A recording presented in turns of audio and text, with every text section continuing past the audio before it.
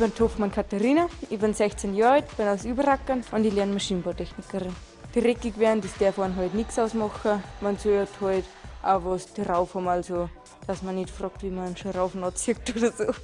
Ich wollte immer schon verschiedene Sachen machen, nicht immer das Gleiche, dass es nicht langweilig wird. Man ist schon stolz darauf, was aus dem Alu, das was man macht, wird. Und es ist schon schön, wenn man dann zum Beispiel so ein Auto sägt oder weiß, man sitzt im Flieger, das könnte das Alu von deinem Betrieb sein. Lebe dein Talent. Dieses Berufsporträt widmete Ihnen die WKO Oberösterreich.